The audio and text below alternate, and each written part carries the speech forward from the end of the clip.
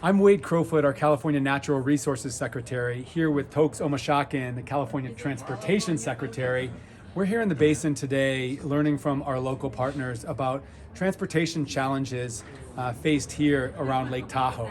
Only 57,000 people live in the Tahoe Basin, but the Tahoe Basin gets 15 million visitor days every year, and that's created transportation challenges.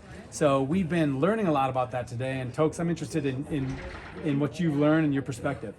Well, a big takeaway today was the fact that this region, as you mentioned, post-COVID, still has a high number of visitors, that 15 million that you mentioned, but increasingly that those visitors who are coming into the Tahoe Basin are driving. And the fact that for us to have solutions to be able to address the many challenges in this region, it's going to have to be more and more multimodal. It's going to have more and more have to take a look at our climate-related challenges. Yeah. And that 57,000 people you mentioned who actually live here, there's an equity issue there as well.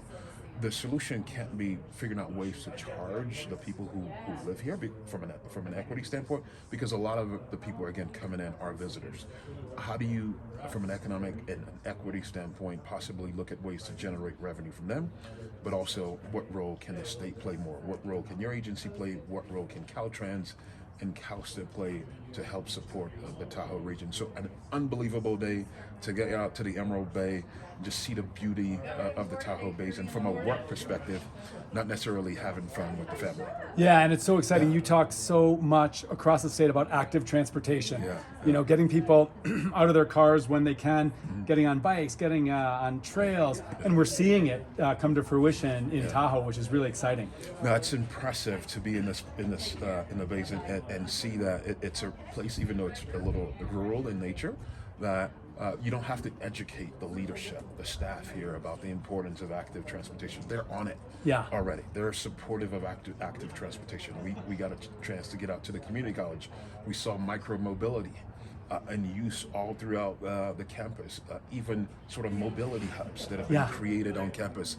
They totally get it, but people need to learn more and more about how to help the Tahoe, keep Tahoe blue, as the messaging goes, and support a lot of the transportation approaches that are going to make this region more livable and more environmentally sustainable as well. Yeah, and I know we're committed, as you said, to identifying what is that federal, state, local partnership to fund these improvements that have been identified and are needed up here. So I know we both leave energized and optimistic for the future of the Tahoe Basin. Yeah, absolutely. Keep Tahoe blue.